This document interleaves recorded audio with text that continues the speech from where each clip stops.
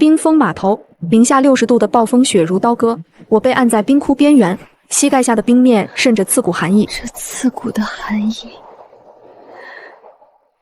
亏我还喊了他20多年的哥哥。韩俊，他从码头尽头爬来，身后拖着长长的血痕，冻僵的手指抠进冰面，他的左腿断了，可他还在爬，一寸一寸爬向我。韩俊是我父亲的徒弟，我们从小相识。我嘶喊，韩俊抱起，用身体挡住砸下的冰镐，他贴在我耳边，气息微弱。活下去，可靠船，你爸留给你的。白无垢白袍翻飞，信徒高举火把，冰镐再次举起，我被推入冰窟，黑暗吞噬一切，刺骨的冰水灌进口鼻，刺眼的阳光，哀乐低回。我猛地睁眼，养父夏远山的笑容定格在黑白照片里。夏泽明假惺惺致辞：家父一生奉献海洋科考，为了填补我国深海生物研究的空白，他不顾年迈，坚持亲自带队下潜。哀乐未歇，夏宏图已登上灵堂前的台阶。诸位亲友，今日除了送别家兄，还有一件要事宣布。家兄生前曾嘱托，科考船极光号将由教会代管，用于救济灾民，这也是家兄的遗愿。人群骚动，我攥紧拳头，指甲掐进掌心。我打断他，声音冷得像冰面下的海水。二叔，科考船是我爸留给我唯一的遗产，你们教会凭什么代管？夏泽明从人群中跳出来，指着我的鼻子：你一个外人，凭什么继承夏家的船？我爸养你20年，那船是夏家的。外人？我爸的户口本上我是女儿。一声暴喝，韩俊动了，他一步跨到灵堂前，眼神像狼。老船长生前亲口说过，船和所有设备都归晚晴。我在场，老钱头在场，你们谁有意见，冲我来。我从包里掏出一份文件，高高举起，纸张在寒风中哗哗作响。这是我爸的公证遗嘱，一式3份，公证处有备案。第4条，科考船极光号及船上所有设备物资由女儿夏婉晴全额继承，谁想抢，法庭上见。夏泽明愣住了，转头看向夏宏图。夏宏图眯起眼，半晌才挤出笑容。好，有遗嘱就好。二叔只是听你爸提过一嘴，可能记错了。婉晴，别往心里去。经过我身边时，咱们走着瞧。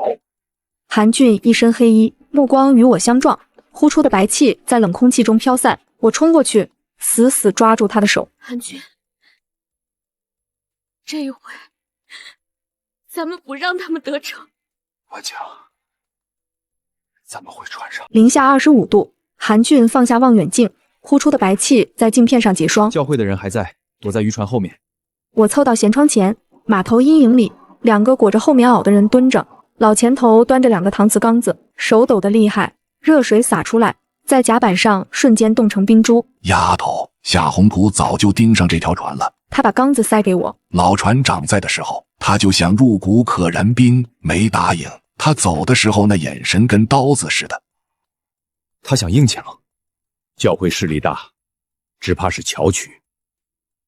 今晚就行动，把贵重设备转移到底舱暗格，甲板上布陷阱，让踩到的人后悔来这一趟。凌晨2点，老前头打开底舱暗格，入口伪装成舱壁，发电机、净水器、勘探设备一样样搬进去。婉晴，教会要检查船况。第2天上午，夏泽明带个打手上门。夏泽明踩中钢丝，他吓得跳起来，一屁股坐在甲板上。韩俊举起弩箭，箭贴着他耳朵飞过，箭头穿透木板，钉进冰面。夏泽明连滚带爬逃下船。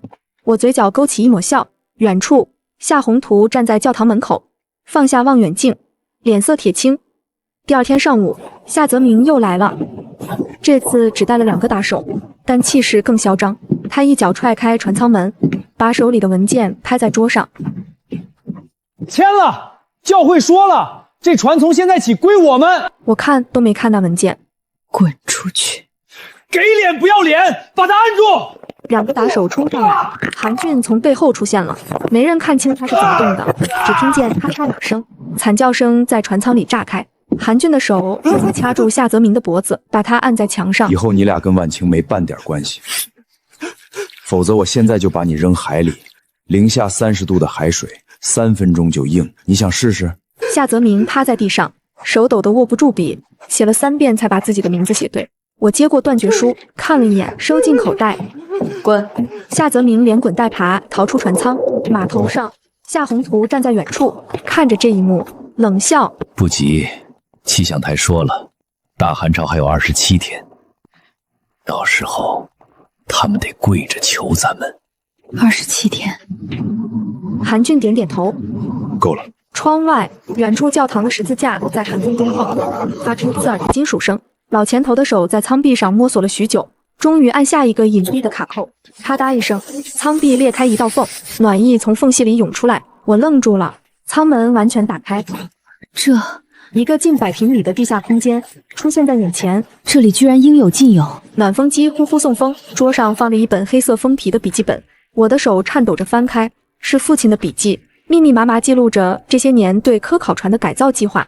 最后一页写着：婉晴，如果有一天你真的需要这里，说明爸爸已经不在，别怕，这艘船能让你活下去。我再也忍不住，蹲在地上，泣不成声。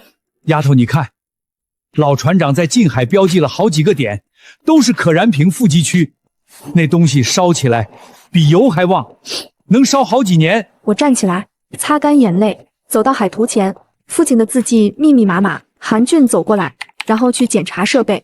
他打开海水淡化器，仪表跳动，每小时产水20升，敲了敲密封舱门，打开储油罐。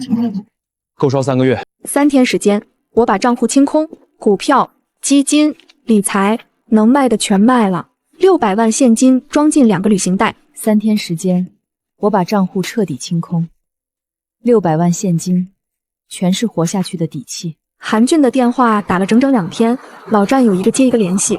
第3天清晨，码头驶来3辆卡车，5吨柴油，防寒服。韩俊拍了拍，没说话。气温零下20度，注意检查一下保温层和密封条的完整性，确保没有破损或老化。另外，检查一下燃油系统，确保没有泄漏。韩俊喊了一声：“泡沫填缝剂。”扔过一桶，我接住，往甲板缝隙里灌注，白色泡沫涌出，堵死每条缝隙。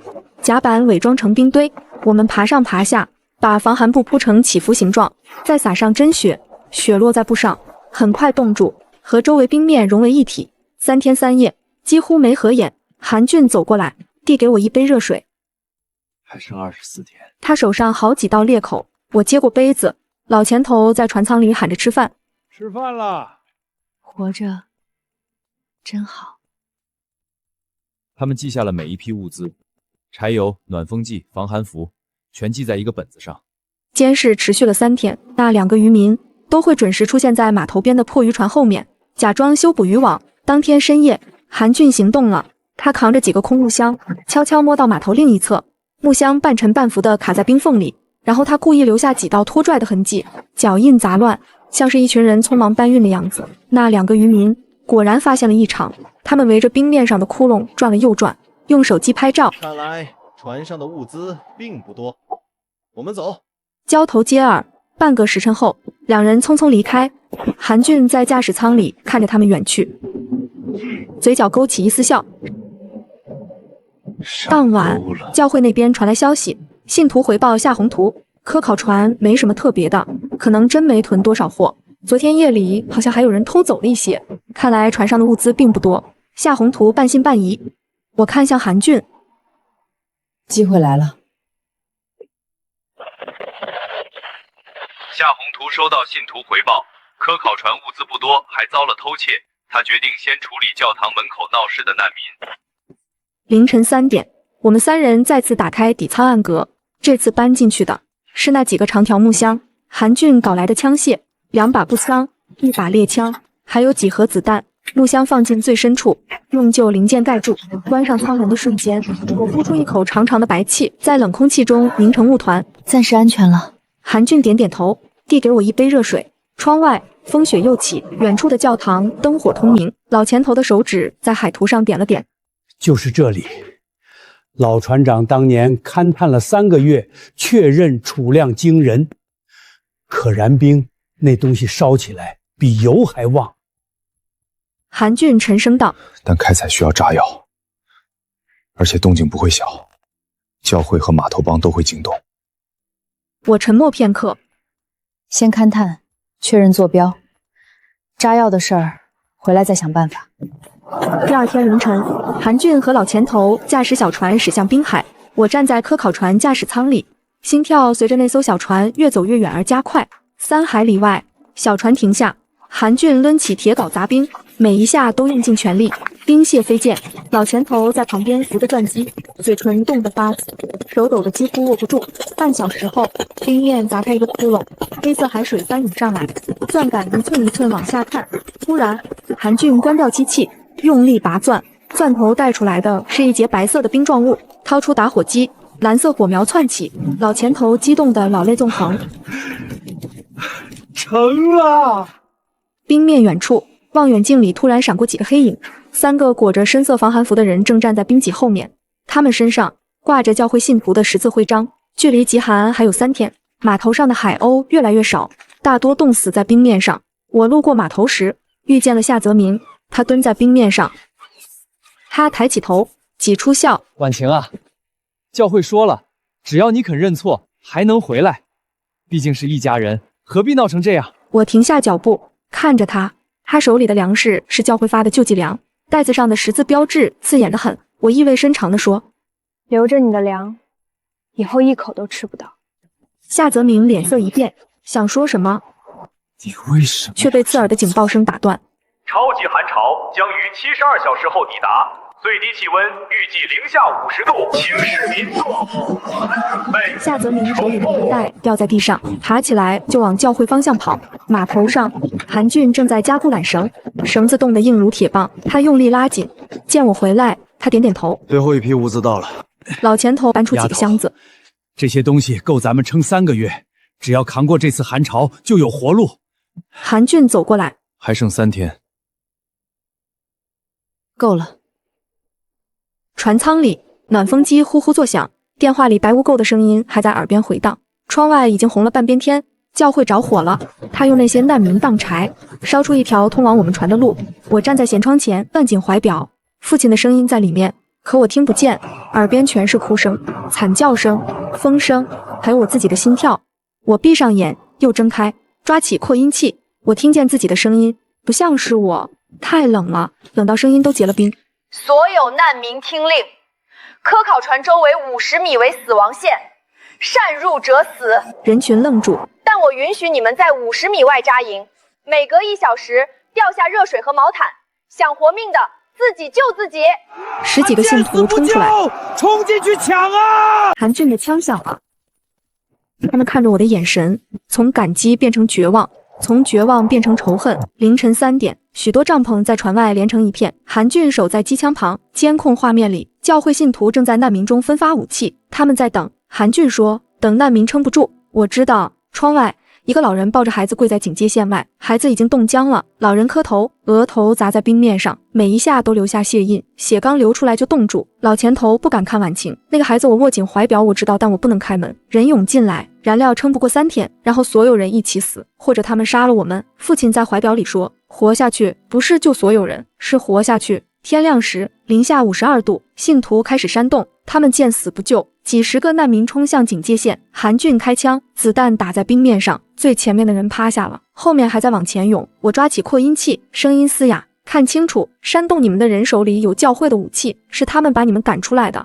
我指向远处，教会废墟还在冒烟，白无垢的身影若隐若现。人群愣住，有人回头，信徒急了，一刀捅向身边的难民。韩俊一枪爆头，尸体倒在冰面上，鲜血冒着热气，然后凝固。教会想借你们的手夺船，我喊：“夺了船，他们会给你们一口吃的吗？不会，你们只是炮灰。”那个抱着死孩子的老人慢慢站起来，朝教会方向吐了一口唾沫，唾沫还没落地就冻成冰珠。人群开始后退，但我没有松口气。夜幕降临时，更多的黑影从教会方向涌来，第二批难民更多更绝望，混在里面的信徒也更多。老钱头看着燃料表，撑不了几天了。我看着窗外密密麻麻的帐篷，轻声说：“那就让他们自己救自己。”我转身看向韩俊，联系陆海峰，那个老兵手上有人。韩俊愣了一下，然后点头。窗外，第二批难民正在逼近，黑暗中无数双眼睛盯着我的船，像狼群盯着最后一块肉。指针指向凌晨3点，最冷的时刻，即将到来。我举起手机，对准火锅，又挪了挪，把窗外也框进去。窗外冰面上，几十具尸体冻成雕塑，保持着生前的姿态，伸着手的，张着嘴的，蜷缩成一团的。零下45度的寒风把它们保存得完好无损，皮肤泛着诡异的青白色。咔嚓，照片拍好了，热气腾腾的火锅，窗外尸横遍野，对比鲜明。配文：船上挺暖和，海鲜管够，零下52度也不怕。点击发送，教会信徒群。3秒后，群里炸了，消息一条接一条往外蹦，手机震得握不住。它真有暖气，那船上是0上10度，教会不是说物资紧缺吗？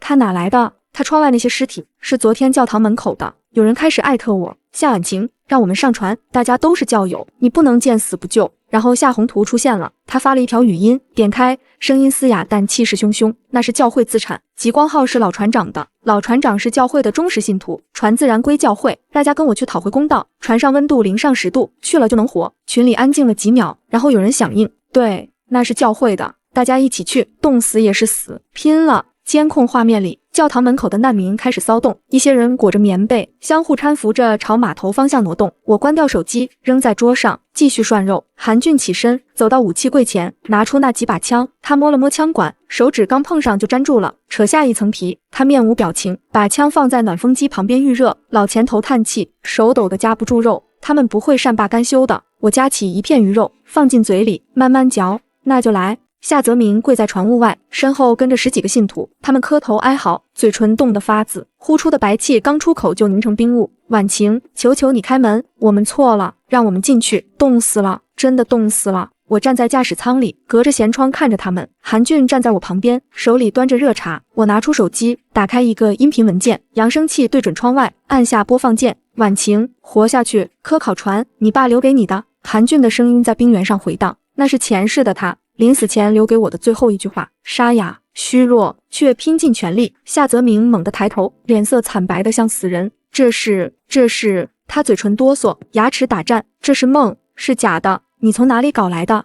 我没有回答。信徒们停止了哀嚎，呆呆地听着。有人认出了韩俊的声音，扭头看向驾驶舱里的他。韩俊面无表情，喝着热茶。韩俊活得好好的，这录音哪来的？有人喃喃道，假的，一定是假的。夏泽明疯了似的摇头，眼泪刚流出就在脸上冻成冰珠。他装神弄鬼，大家别信。我拿起对讲机，声音从船外的喇叭传出去。我已经退出教会，也与夏家的夏泽明、夏宏图再无关系。夏泽明还想说什么，身后却传来一声闷响，一个信徒栽倒了，趴在冰面上，抽搐了2下，不动了。接着是第2个、第3个，有人爬着，手一软，脸埋在冰里，再也不动。夏泽明慌了，想站起来，腿却和冰面粘在一起。他用力一扯，撕下一大片皮肉，惨叫着往前爬。2个还没倒下的信徒冲过来，一边一个架起他，拖着往教会方向跑。夏泽明回头，半条腿拖在身后，冻成青紫色，像根僵硬的木头。我关上喇叭，转身继续喝茶。韩俊看着窗外，他那条腿废了。我没说话。深夜零下50度，2个黑影从冰面上摸过来，猫着腰，脚底垫着后部，无声无息。一人拎着油桶，一人拿着撬棍。韩俊盯着监控屏幕，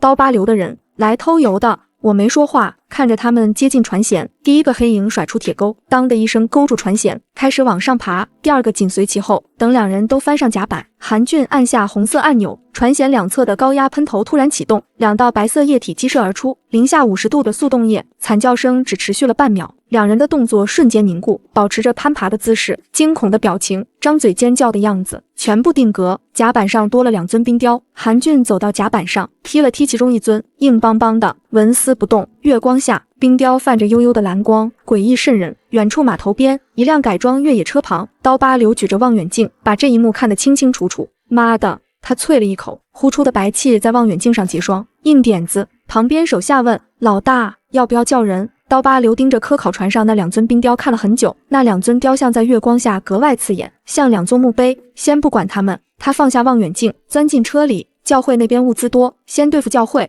改装车在冰面上调头，消失在夜色中。我站在驾驶舱里，看着那辆车远去，然后看向甲板上的冰雕。韩俊走进来，递给我一杯热水，留着当警示牌。我接过杯子，点点头。窗外那2尊冰雕静静地立在船头，像最忠诚的守卫。警报撕裂午夜的寂静。我冲进驾驶舱，透过舷窗看见的景象让血液瞬间凝固。冰面上6艘气垫船一字排开，高速杀来，气垫在冰面上掀起雪雾，船头架着机枪，月光下像一群扑向猎物的白色幽灵。呼救的人。韩俊已经架好重机枪，枪托抵在肩上，眼神冷得像冰。500米、300米、200米，重机枪咆哮，枪口火焰刺破黑暗，子弹暴雨般扫向最前面那艘气垫船，船身炸开密密麻麻的弹孔，气垫瞬间泄气，船体歪斜着翻滚，撞上第二艘，2艘船搅在一起，燃料泄漏，火花一闪，巨大的火球腾空而起，照亮整个码头。冲击波阵的科考船晃动，舷窗嗡嗡作响。韩俊面不改色，枪口转向第3艘，那艘船掉头想跑，但子弹更快，驾驶舱炸碎，驾驶员一头栽倒，气垫船失控的在冰面上画着圈，侧翻。韩俊没停，枪口转向第4艘、第5艘、第6艘，枪管打热了，雪花落在上面滋滋作响，瞬间蒸发成白气。他的手臂稳得像焊在枪托上。第4艘被打爆，第5艘被打成筛子，第6艘动力报废，瘫在冰面上。不到3分钟，6艘气垫船全部报销，火光冲天，浓烟滚滚，一个人影从燃烧的残骸里爬出，扑救。他浑身是火，惨叫着在冰面上打滚，滚进一道冰缝里，惨叫声戛然而止，残部四散而逃。韩俊补了3枪，3个人应声倒下，趴在冰面上，身下渗出的血很快冻成暗红色的冰。战斗结束，韩俊放下机枪，枪管冒着热气，他转过身，接过我递的热水，嘴角扯了一下。还剩17天，窗外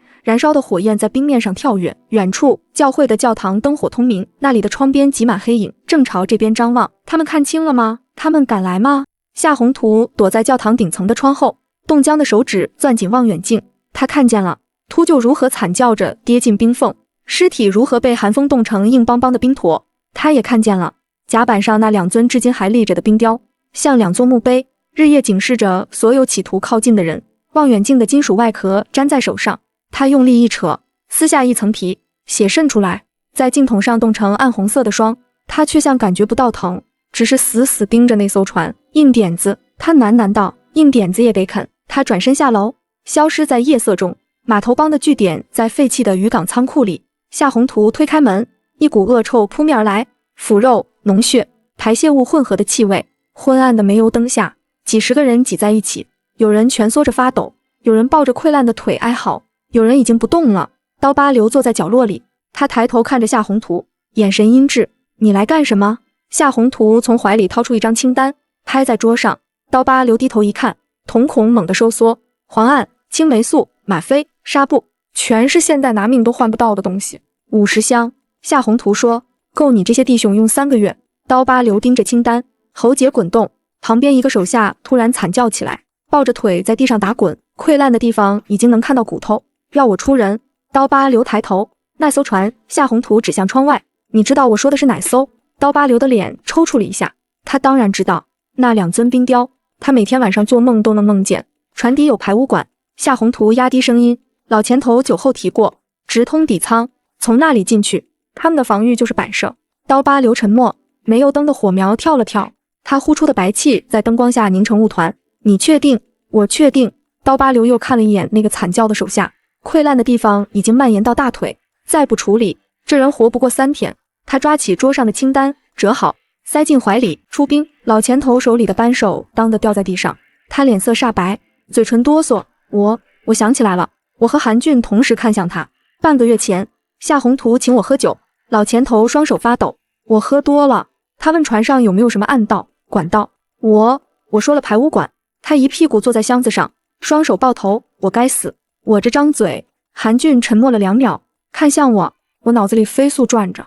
夏宏图知道排污管，刀疤流已经出兵，他们一定会从那里来，将计就计。我说，半小时后，我们仨穿着防寒服，站在船底的冰面上，排污管入口就在脚下，一根直径半米的铁管，斜伸进冰层下面。韩俊抡起大锤，砸开管口周围的冰。老前头调混凝土，手抖得厉害，倒了好几次才把水泥和沙子拌好。气温零下50度，混凝土刚倒进桶里，表面就结了一层薄冰。我们抬到排污管口，一铲一铲往里填。刚填进去的混凝土还没流到底就冻住了。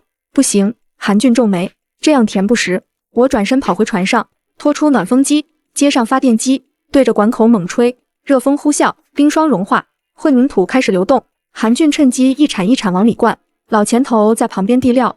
3人配合，额头居然渗出汗来。在零下50度的夜里出汗。3小时后，整整5米长的排污管被混凝土填得严严实实。韩俊又拿出几个液氮喷头，安装在管口周围的冰层下。引线接回船舱。我爬上冰面，在周围埋了一圈炸药，引线藏进雪里。完工时，天已经蒙蒙亮。我们仨站在船边，看着那根被封死的管道。老前头呼出的白气在眉毛上凝成冰霜，睫毛也白了，像3个雪人。回去睡吧，我说。等他们来，韩俊点点头，最后看了一眼码头方向，那里隐约有黑影在移动。冰封30斐，深夜，30多个黑影从冰面上摸过来，猫着腰，脚步轻的像踩在棉花上。刀疤流走在最前面，手里握着砍刀，脸上的疤痕在月光下泛着狰狞的光。他身后30多个码头帮的人拎着撬棍、铁锤、油桶，一步步靠近船底。排污管入口在船尾冰层下，被一层铁网罩着。刀疤流蹲下，用手扒开积雪，露出铁网。他挥挥手，2个手下上前，撬棍插进铁网边缘，用力一撬，嘎吱，铁网被撬开一道口子。刀疤流探头往里看，黑洞洞的，什么也看不清。他回头，压低声音，进。第1个人爬进去，接着第2个、第3个，30多人鱼贯而入，挤在狭窄的管道口。有人举起煤油灯，微弱的火光映出管道深处的混凝土。毒死的，妈的！刀疤流咒骂，被骗了。话音刚落，头顶传来一声轻微的扑声。他抬头，看见管道上方有几个小孔，正往外喷着白色的雾气，雾气很浓，很冷，冷得他打了个寒战。然后他动不了了，零下180度的液氮从喷头激涌而出，在狭窄的管道里形成死亡风暴。30多人的动作在1/10秒内全部定格。有人保持着挥刀的姿势，有人张嘴惨叫，有人转身逃跑，有人还举着煤油灯。刀疤流定格在举刀瞬间，眼球覆盖一层白膜，脸上那道疤也冻成了白色。第2天清晨，我穿上防寒服，走出船舱，船底冰面上30多尊冰雕静静地立着，姿态各异，在晨光下泛着悠悠的蓝光。我踩着冰面走过去，脚下咯吱咯吱响，走到刀疤流面前，他保持着挥刀向前的姿势，整个人像一件艺术品。我伸手从他怀里摸出一张纸，教会物资清单，纸张冻得脆硬，我刚展开，边缘就碎了一块。我小心翼翼地折好，塞进口袋，抬头，韩俊站在船头，端着热茶看着这边。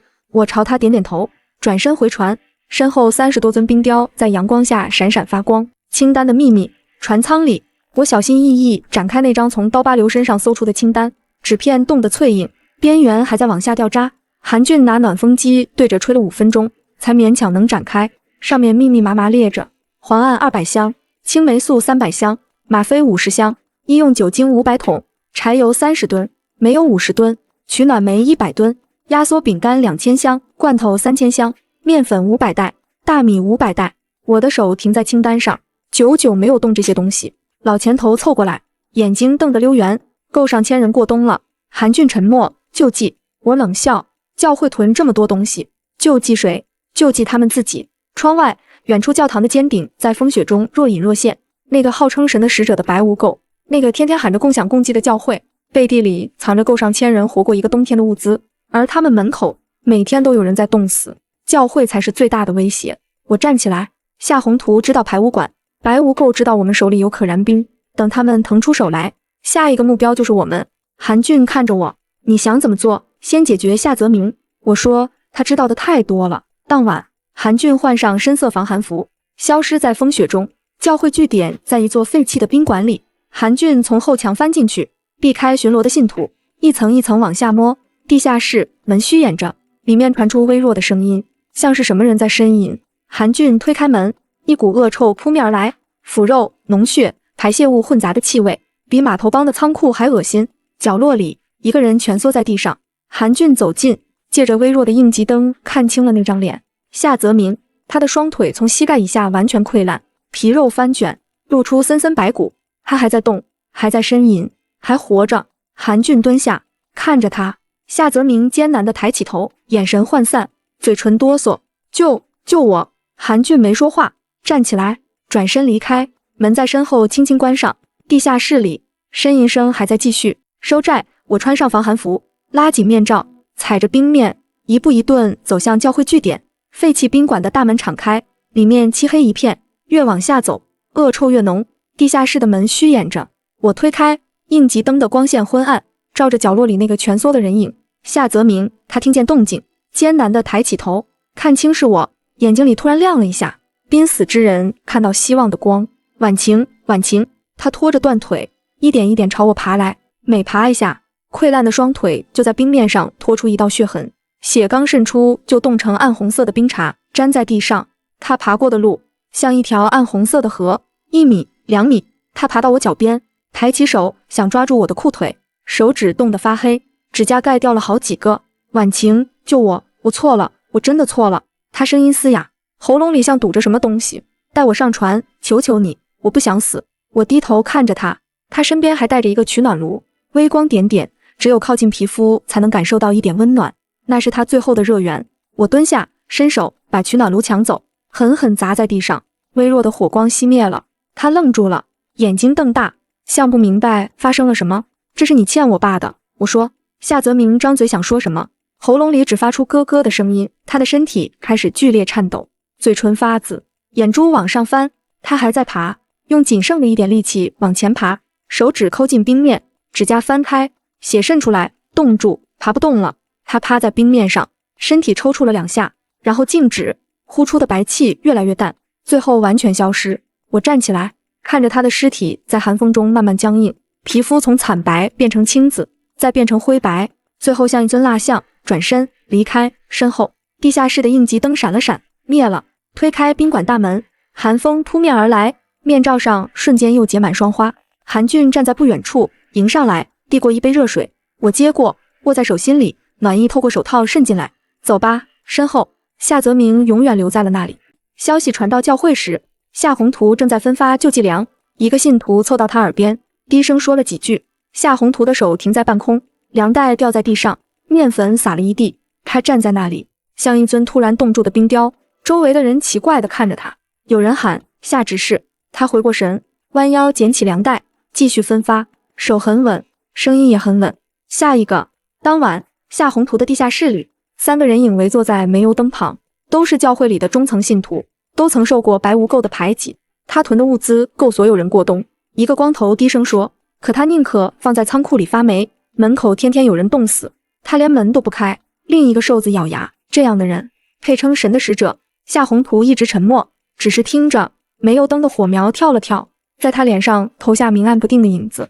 夏执事，光头看着他，你什么意思？夏宏图抬起头，那眼神让3个人同时打了个寒战。不是冻的，是怕的。那寒意比窗外零下60度的寒风更冷。再等等，他说。3天后，教会集会，白无垢站在讲台上，白袍翻飞，变声器里的声音空洞而威严。信徒们跪了一地，虔诚地聆听。讲着讲着，他停下来，夏执事。他看向人群中的夏宏图，听说你最近常去码头。全场寂静，所有人的目光都转向夏宏图。夏宏图低着头，看不清表情。白无垢走下讲台，白袍拖在冰面上。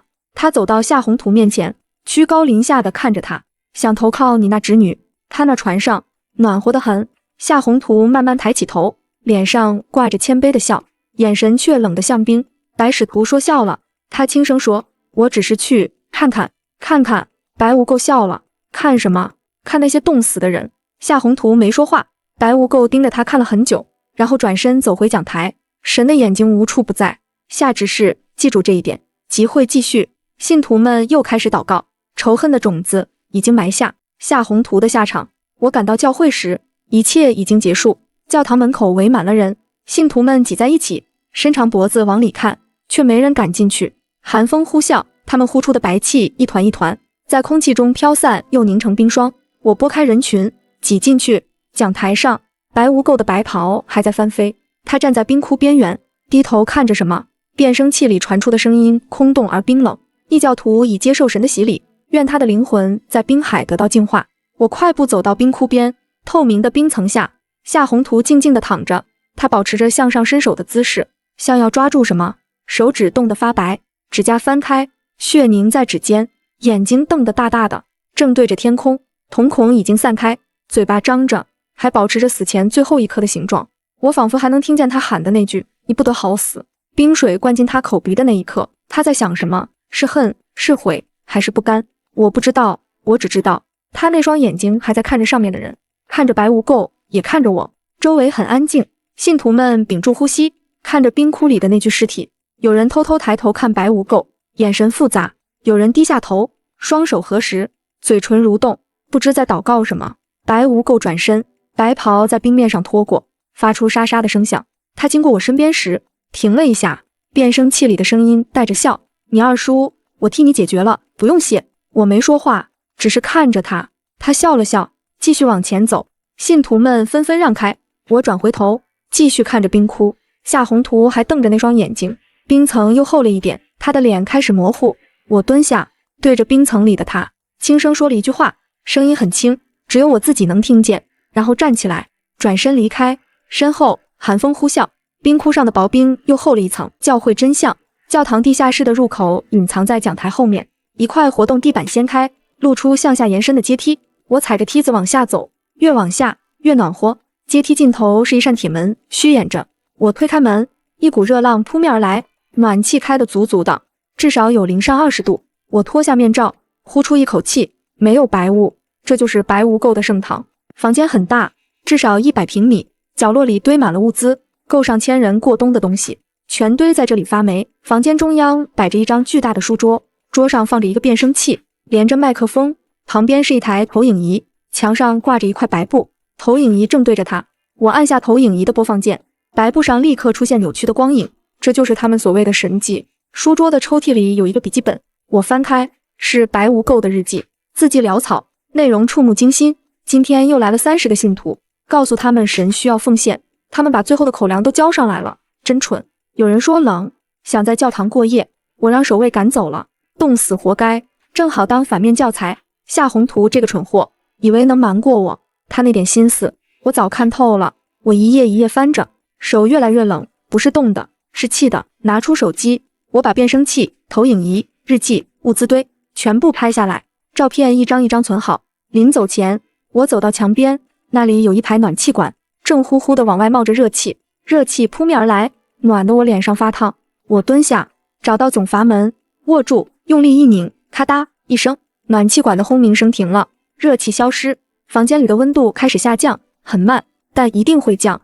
我戴上防寒面罩，最后看了一眼这间屋子，0下60度的寒风很快就会从每一条缝隙灌进来。推开铁门，踏上阶梯，身后暖气片开始发出细微的咔咔声，金属遇冷收缩的声音。走出教堂时，韩俊迎上来，他没说话，只是看着我。我点点头，够了。揭穿与毁灭，教会集会日，0下60度，信徒们挤在教堂门口，裹着破烂棉被，瑟瑟发抖。我混在人群里，帽檐压得很低。讲台上，白无垢张开双臂，神的儿女们，极寒是神的洗礼。我挤到前排，举起手机，按下播放键。今天又来了30个信徒，他们把最后的口粮都交上来了，真蠢。白无垢本来的声音从音箱里传出，沙哑、油腻，带着嘲弄，全场死寂。信徒们愣住了，看着白无垢，又看看我。我继续播放。有人说冷，想在教堂过夜，我让守卫赶走了，冻死活该。人群炸了，骗子，打死他！白无垢脸色惨白，转身就跑，白袍飘起，朝码头狂奔。跑出30米，他停住了。韩俊站在他面前，弩箭对准他的胸口。白无垢双腿一软，跪在冰面上，他拼命磕头，额头砸在冰上，磕出血来。膝盖下的冰面被体温融出2个小坑，坑里全是血水。饶命！物资全给你们！我走过去，从他腰间摘下变声器，让神救你吧。扬手，变声器划过弧线，掉进不远处的冰窟。我转身离开，身后白无垢跪在寒风里，他的身体开始发抖，抖得越来越厉害，最后一头栽倒在冰面上。风雪很快掩埋了他。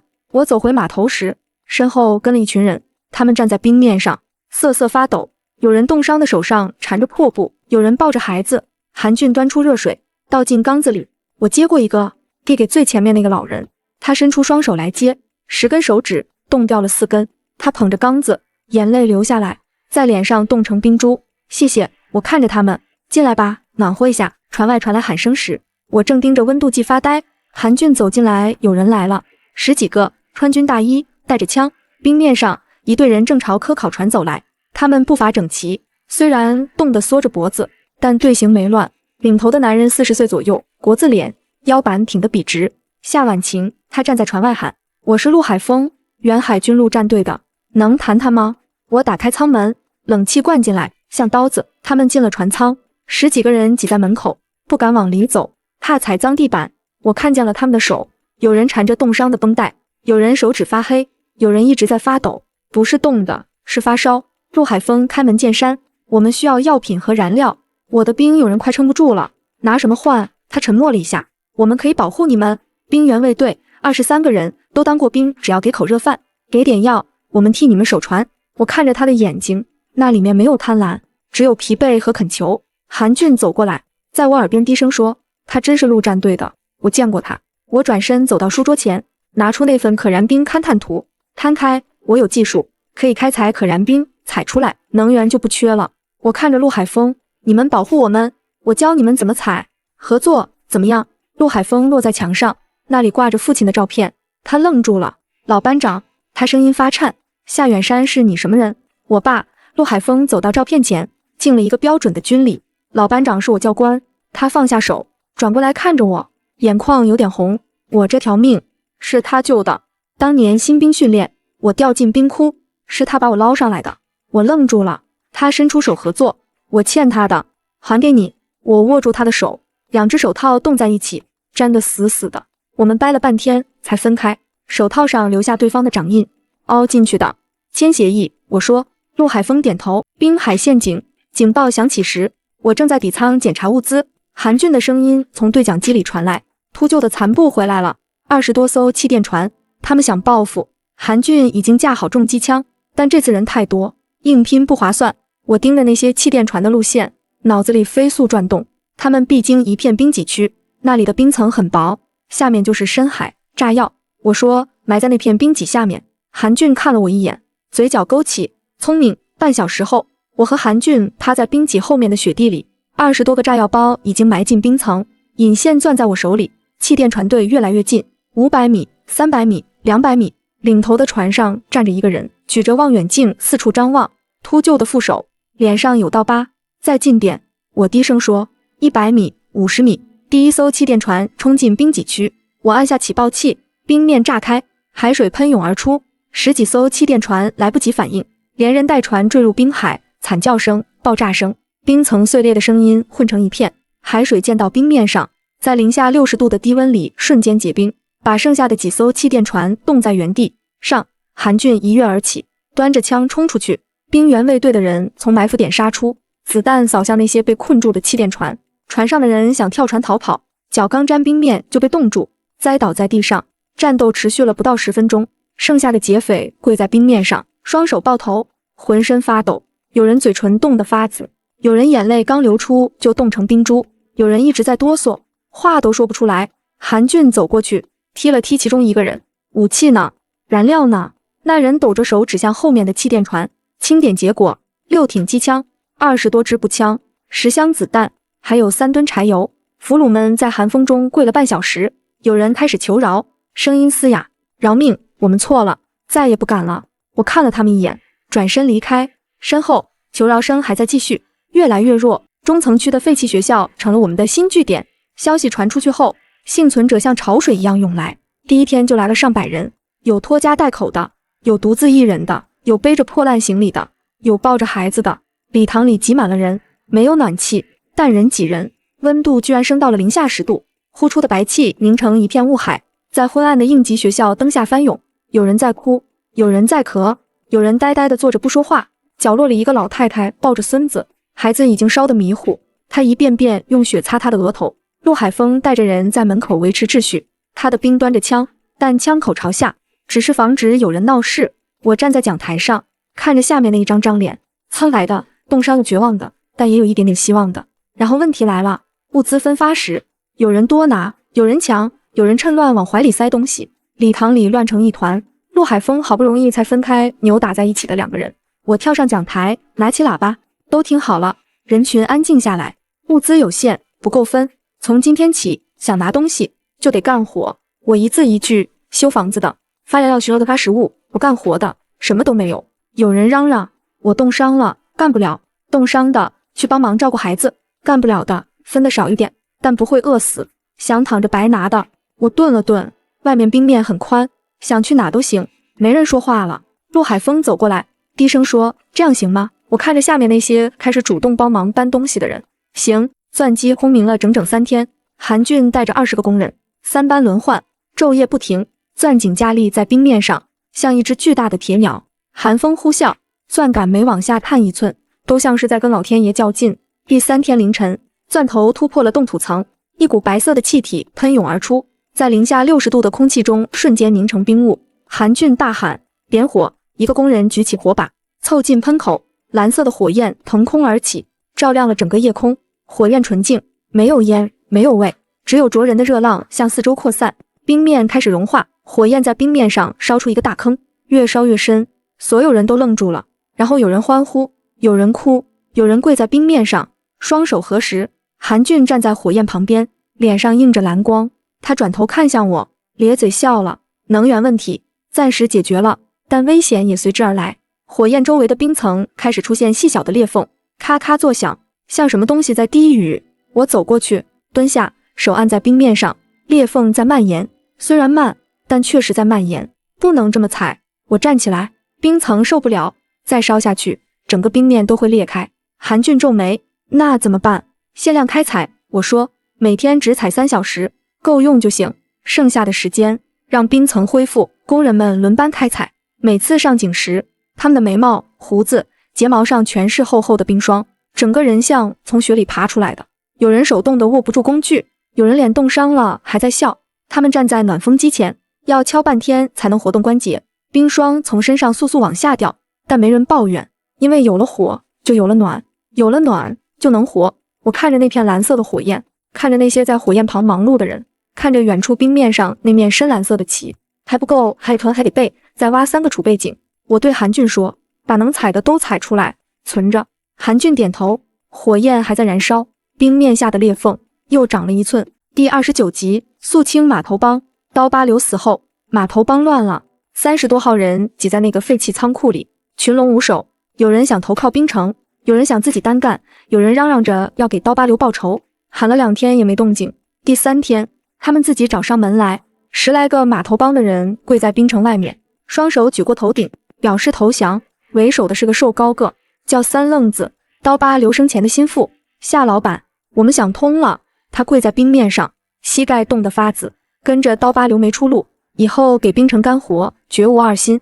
我看了韩俊一眼，他微微点头。这些人确实没带武器，收下。我说，但有规矩，干活的才有饭吃，偷奸耍滑的滚。三愣子连连点头，但有人不服，剩下那20几个，有的跑进冰原当了劫匪，有的四处流窜。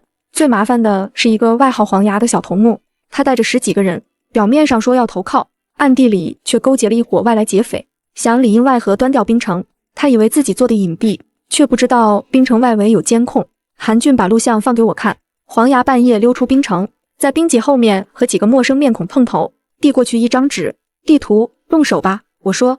第2天傍晚，黄牙被韩俊堵在仓库门口，他还在装傻。韩哥，咋了？我正要出去巡逻。韩俊没说话，一拳砸在他肚子上，黄牙弯成虾米，跪在地上。韩俊从他怀里掏出那张还没送出去的地图，扔在他面前。黄牙脸白了，拖出去。我说，冰墙下，黄牙被按着跪在地上，周围挤满了人，冰城的居民，还有那些刚投靠的码头帮成员，所有人都在看。韩俊举起枪，勾结外匪，出卖冰城。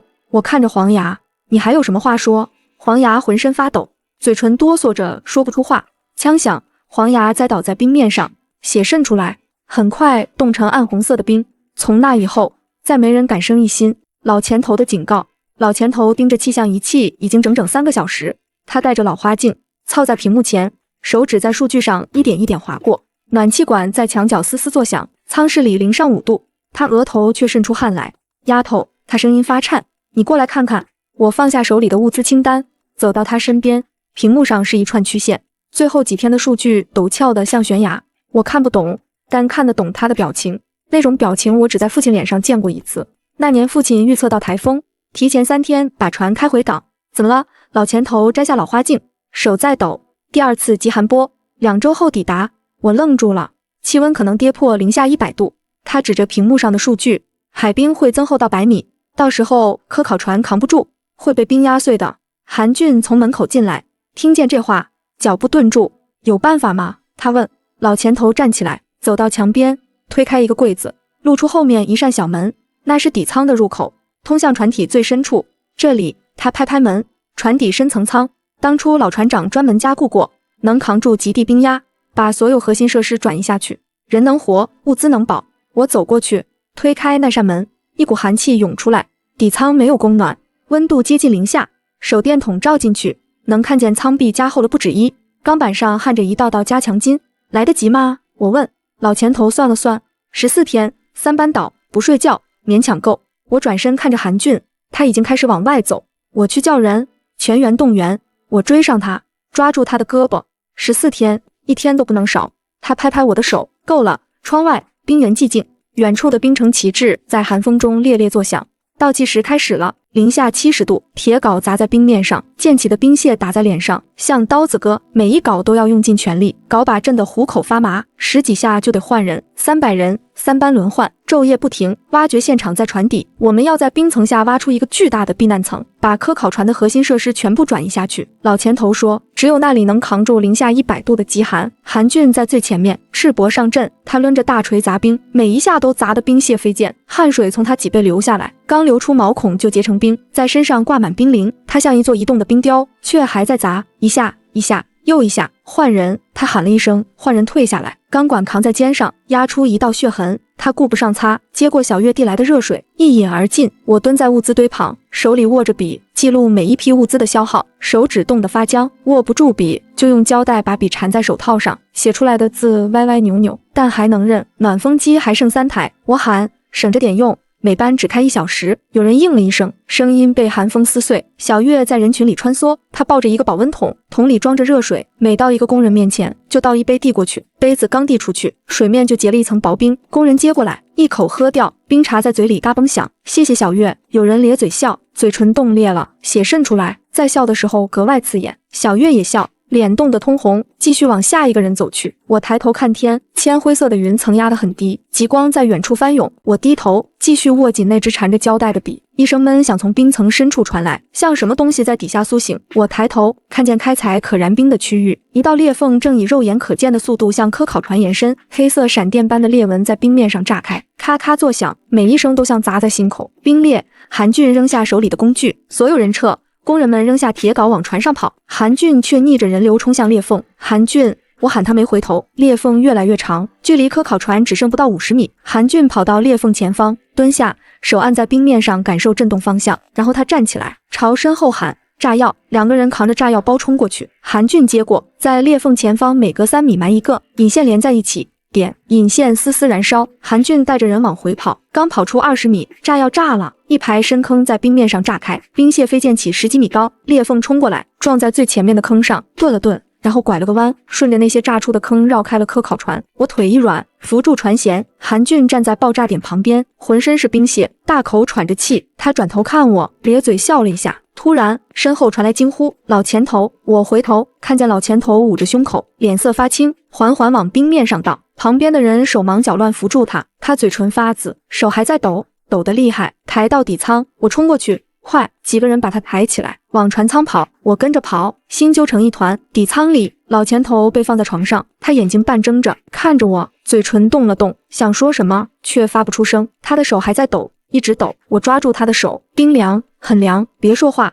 我声音发颤。别说话，没事的，你没事的。老钱头看着我，嘴角扯了一下，像想笑。窗外，裂缝停在了安全距离外，极光还在天边翻涌。老钱头的病情恶化得很快，3天后他已经睁不开眼了，只有手指还在微微抖动。底舱里挤满了人，小月蹲在床边，握着老钱头的手，眼泪流下来。他突然睁开眼睛，浑浊的眼珠转了转，找到我，嘴唇动了动，想说什么，却发不出声。他的手艰难地抬起，颤抖着伸向胸口。我帮他把手按在那里，衣服下面鼓鼓的，藏着什么东西。我伸手进去，摸出一块怀表，是父亲的。银色的表壳，磨损的表带，表盖上刻着父亲的名字。老钱头一直藏着它，从来没拿出来过。他把怀表塞进我手里，手冻得僵硬，掰都掰不开。他的手指抠着表壳，指甲发青，骨节突出。我用2只手才把那几根手指一根一根掰开。你爸，他声音嘶哑，像风箱漏气，一直在等这一天。他一直想让你看看这块表。我握紧怀表，眼泪涌出来，刚流出眼眶，就在脸上冻成冰珠，一颗一颗往下滚，掉在他手上，哒哒响。告诉他，你没让他失望。老前头嘴角扯了一下，像想笑。我也没让他失望。他的手垂下去，眼睛还睁着，但已经没有光了。我跪在那里，一动不动，怀表在手里，凉得像一块冰。韩俊走过来，轻轻合上老前头的眼睛，然后他站起来，朝门口的人点点头。几个男人进来，把老前头抬出去。冰面上，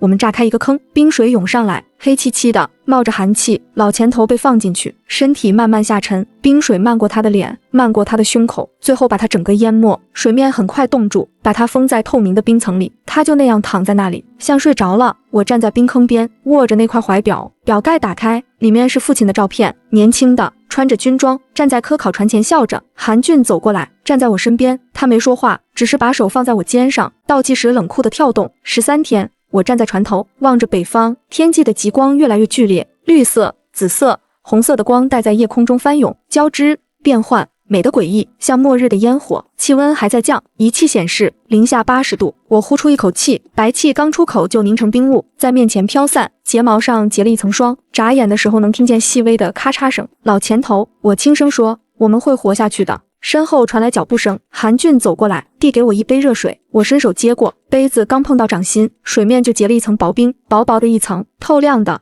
像玻璃纸。我握紧杯子，那层冰碎了，发出细微的脆响。韩俊没说话，只是站在我旁边，也望着那片极光。远处传来脚步声，很小，很轻。我回头看见小月走过来，她怀里抱着一个工具箱，老前头的工具箱。那个箱子我太熟悉了，褐色的牛皮，磨得发白，边角包着铜皮。老前头用了30年，走哪带哪。箱子里装着他的焊枪、扳手、钳子，每一件都磨得发亮。小月抱着他，眼眶红红的，工具箱上结满了霜，白茫茫一片，像覆了一层雪。他走到我身边，也望着那片极光，没说话。我伸手摸了摸他的头，手套后感觉不到温度，但他往我手上蹭了蹭。韩俊从口袋里掏出一块东西，递给我，老前头的怀表，父亲的怀表，他不知什么时候收起来的。我接过来，握在手心，金属的，凉的，但我觉得烫。极光还在翻涌，绿的、紫的、红的，把整片冰原映得光怪陆离。我握紧怀表，握紧那杯热水。13天，无线电里传来声音时，我以为是幻觉。南方不动港地热能源基地，零下20度，欢迎幸存者南下。重复。欢迎，信号断断续续，夹杂着电流声，有时完全消失，有时又突然清晰。我盯着那台老旧无线电，手按在旋钮上，不敢调，怕调没了。韩俊站在我身后，也听着零下20度，他重复了一遍，声音沙哑。零下20度，那是多久以前的事了？1个月前，还是上辈子？现在外面是零下80度，我们裹着3层防寒服，在室内穿着棉袄。还冷，零下20度，可以脱掉手套，可以在外面待半小时，不用回来取暖。我把声音录下来，反复听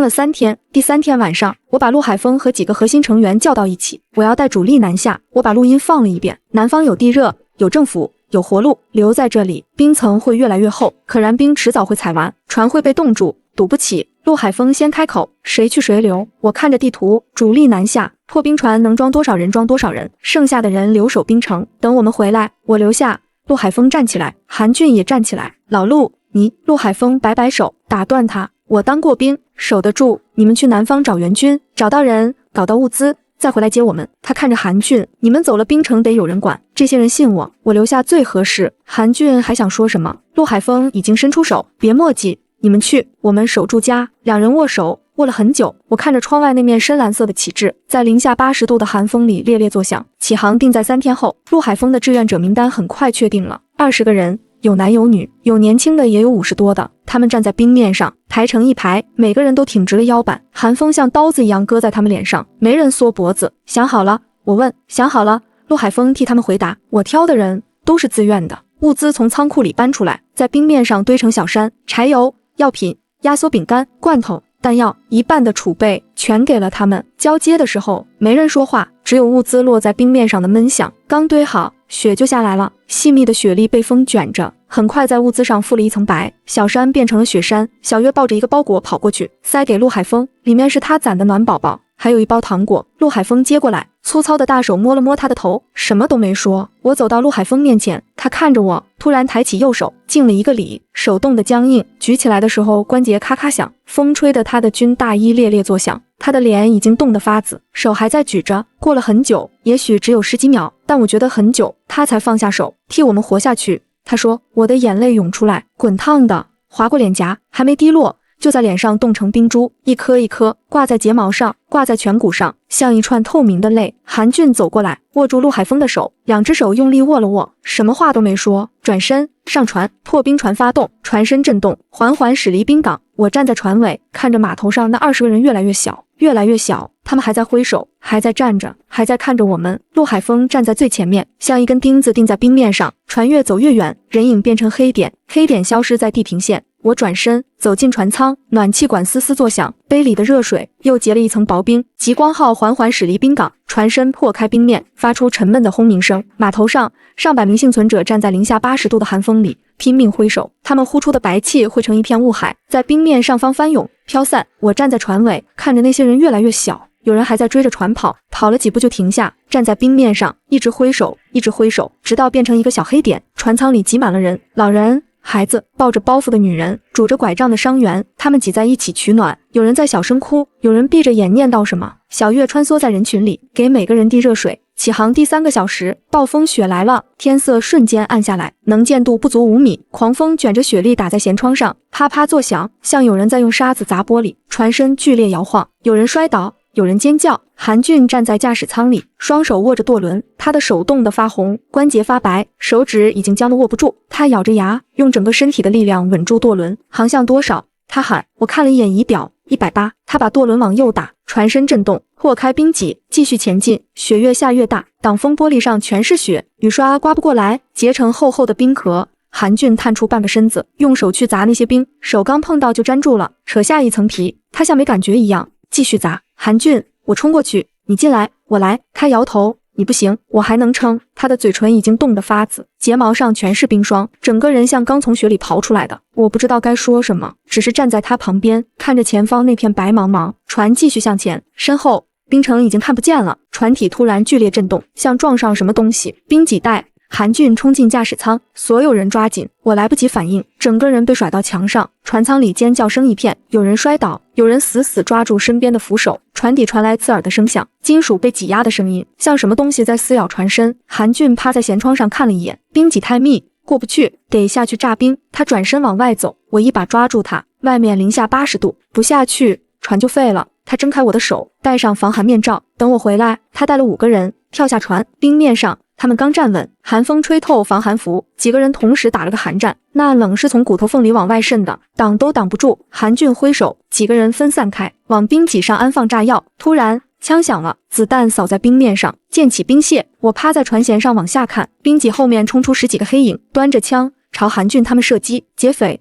有人喊，韩俊他们就地卧倒，开枪还击，枪声在冰面上回荡，震得人耳朵嗡嗡响。二虎护着小月往船边撤，小月吓坏了，腿软得跑不动。二虎半拖半抱把他往前拽，又一阵枪响，二虎身体一震，往前栽倒，他趴在地上，背部晕开一片暗红，鲜血溅在冰面上，瞬间凝成一颗颗红色的冰珠，咕噜噜滚出老远。二虎哥！小月尖叫。二虎抬起头看了他一眼，嘴唇动了动，快逃！他趴下去不动了，船上的人开火掩护，韩俊带人猛冲，把那群劫匪压回冰脊后面。枪战持续了5分钟，劫匪扔下几具尸体逃了。我冲下船，跑到二虎身边，他脸色惨白，嘴唇发紫，背后的伤口还在渗血，血刚流出就冻住，在防寒服上凝成一片暗红的冰。抬上去！我喊，几个人把二虎抬上船，小月跟在后边跑，眼泪在脸上冻成冰珠。船舱里，二虎躺在那里，呼吸很弱。二虎一直没醒，他躺在舱室里，脸色惨白的像冰面，嘴唇发紫，呼吸很弱，胸口起伏的幅度越来越小，背后的伤口还在往外渗血，血已经不怎么流了，不是止住了，是快流干了。小月跪在他身边，双手死死捂着伤口，血把他的手和二虎的身体冻在一起，粘得死死的。他不敢动，怕一动血又涌出来，他就那么跪着，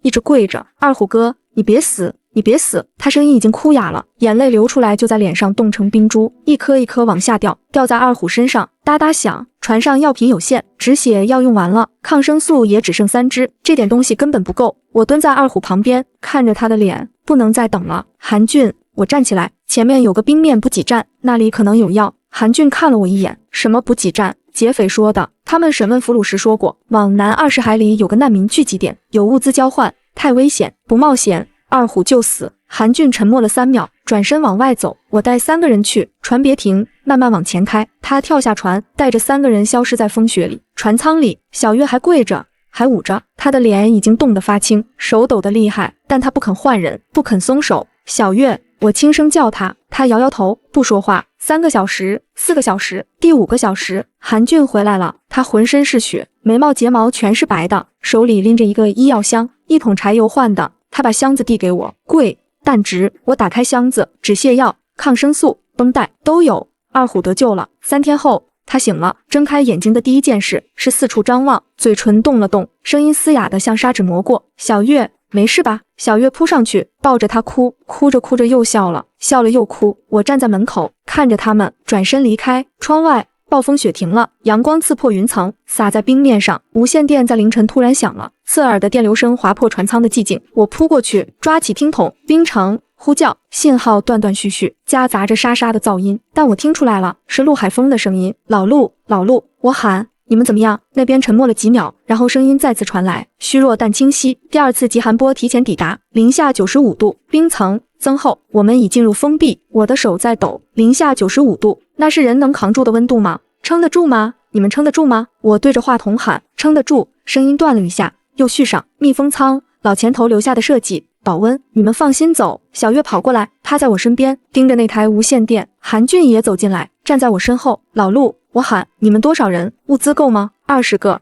都在。陆海峰的声音越来越弱，像被风雪撕碎。物资省着用，能撑3个月。然后最后一句话传来，清晰的不像从那么远的地方传来的。等你们回来。电流声嘶嘶作响，我对着话筒用尽全身力气。等我们回来，一定回来。没有回应，只有嘶嘶的电流声，像冰原上的风声，像死寂，像一切都被冻结。老陆，我喊，老陆。嘶嘶声依旧。韩俊走过来，轻轻把手放在我肩上。我放下听筒，转向舷窗。窗外暴风雪越来越猛，雪粒砸在玻璃上，啪啪作响，很快就糊了厚厚一层，什么都看不见。船身摇晃，像一片树叶在冰海上飘荡。小月抓住我的衣角，抬头看我，她没说话，但眼眶红了。我看着那片白茫茫，脑子里全是陆海峰最后那句话：等你们回来。会的，一定会的。1个月后，破冰船撞开最后一片薄冰，前方出现了灯火。我站在船头，盯着那片光亮，生怕它消失，但它一直亮着，越来越亮，越来越近。港口，真的港口。气温计显示零下15度，和北方的零下95度比起来，这里像春天。我脱掉一层防寒服，露出里面皱巴巴的棉袄，呼出的气还是白的，但不在瞬间凝成冰雾。手指露在外面，居然没有冻僵。破冰船靠岸时，一群穿着制服的人迎上来，有人检查证件，有人登记名单，有人抬来热粥和馒头。小月接过馒头，捧在手心里，盯着看了很久，然后咬了一口，哭了。我拍拍她的头，自己也接过一个馒头，热的，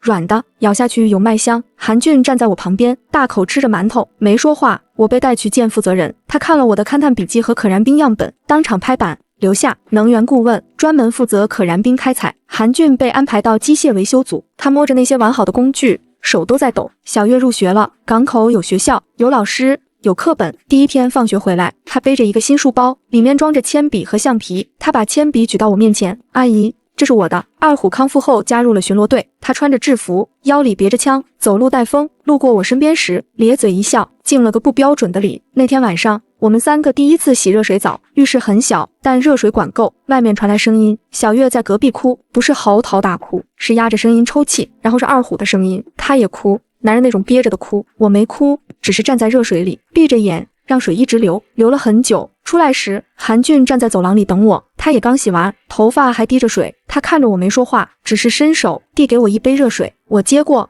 握在手心里，热的。窗外港口的灯火通明，远处有船在靠岸，有人在下船，有新的幸存者到来。冰城还在北边，陆海峰还在等我们。南方社区并不平静，资源有限，分配不公的矛盾在第3周爆发了。物资发放点围了上百人，有人在推搡，有人把领到的粮食摔在地上，几个维持秩序的人被推得东倒西歪。我挤进人群，跳上发放点的桌子，都闭嘴。所有人都愣住了，资源有限，谁都知道。我看着那些愤怒的脸，但这么闹，能闹出物资吗？闹不出。有人不服嚷嚷道：“那你说怎么办？贡献积分制。”我说：“从明天开始，每人按干活多少拿积分。修房子的，干得多的积分高；巡逻的，巡逻时间长的积分高。干得多拿得多，干得少拿得少。不干活的没积分，没物资。”人群里嗡嗡议论：“凭什么你说了算？就凭我能让这地方不再缺能源？”我看着他，想继续闹得随便，想活下去的按规矩来。二虎举手，我同意。接着有人附和，一个接一个。3天后，积分制开始运行，干活的人多了，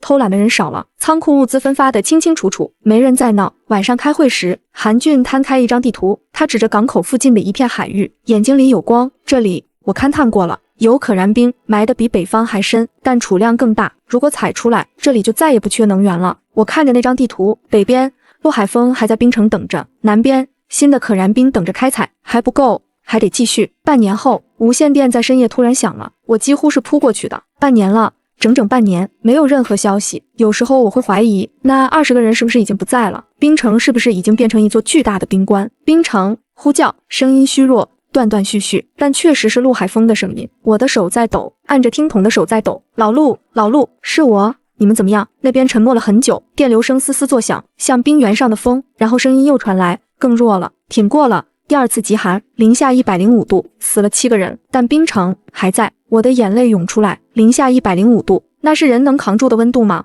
他们怎么扛过来的？物资快耗尽了。陆海峰的声音像被什么东西撕扯着。能派人来吗？我们等你们。信号断了，嘶嘶声在船舱里回荡。我握着听筒，跪在地上，一动不动。第2天，我找到领导，我要组织救援队北上。领导是个50多岁的男人，姓周。他看了我一眼，继续翻手里的文件。不行，为什么？资源有限。他放下文件，南下的人越来越多，物资本来就不够，北上2000海里，要多少燃料，多少药品，多少人？万一出事，这些人谁负责？韩俊站在我身后，忍不住开口：“老陆他们救了我们的命，当初没有他们留守，我们根本走不了。”周领导摇头：“我知道，但现在是现实问题，资源有限，不能冒险。”我盯着他，我可以用可燃冰技术换南方海域那个新矿，我可以带队开采，采出来的能源够换一次救援。他沉默了几秒，还是摇头：“太冒险了，万一你回不来，矿谁采？”韩俊攥紧拳头。窗外夜色沉沉，北方那片冰原还在等着我们。3个月后，可燃冰成功开采，蓝色的火焰在港口边燃烧，照亮了整个夜空。领导们围在火焰旁，脸上堆满笑。周领导拍着我的肩：“夏顾问，了不起，以后能源不用愁了。”我看着他，我要的船呢？笑容僵了一下，然后恢复。准备好了，小型破冰船，燃料够往返，物资也装好了。码头上，一艘白色的小船静静停着，不大，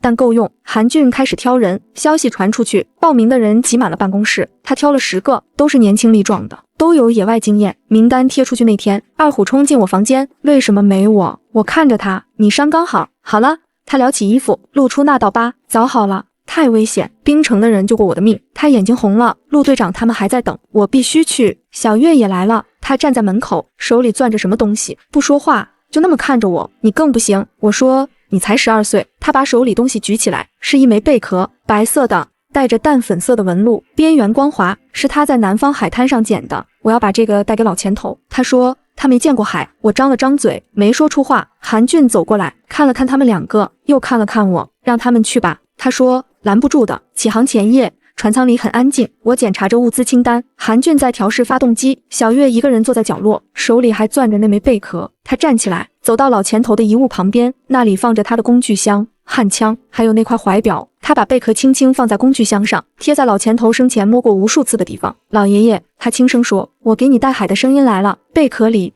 真的有海的声音，嗡嗡的，轻轻的，像远方的浪。我看着他的背影，什么都没说。窗外星星很亮，北方的方向有一颗特别亮的星。最后一场暴风雪，零下80度，能见度为0，船身剧烈摇晃，像一片树叶在冰海上飘荡。我握着父亲的怀表，贴在胸口：“爸，让我们回家。”怀表突然咔嗒一声，一个声音传出来，沙哑却清晰：“晚晴，无论多冷，心要热着。”我愣住了，父亲的声音，他什么时候录的？风暴停了，云层裂开，阳光洒下来。远处地平线上，冰城在闪闪发光，那面深蓝色的旗帜还在飘扬。船靠岸，冰面上站着一群人，最前面是陆海峰，他瘦得皮包骨头，脸上全是冻伤的疤痕，站着都在晃。但他抬起右手，敬了一个标准的军礼，手冻得僵硬，举着不放。我冲过去，紧紧抱住他，他拍着我的后背，身体一直在抖。回来了，他声音沙哑，你们回来了。我说不出话，只是点头。身后，小月抱着二虎哭，韩俊被人围住，有人哭，有人笑。我松开陆海峰，打开怀表，表盖里夹着父亲的照片，他站在极光号船头，背后是茫茫冰海，笑容灿烂。我望向北方，轻声说：“爸，我们回来了。”远处传来笑声，一群孩子在冰面上堆雪人，跑来跑去，他们的笑声飘得很远，在零下80度的寒风里格外清脆。韩俊走过来，递给我一杯热水，杯口冒着热气。以后这里就是我们的家。我接过杯子，笑了。阳光刺破云层，洒在冰封的海面上，折射出七彩的光。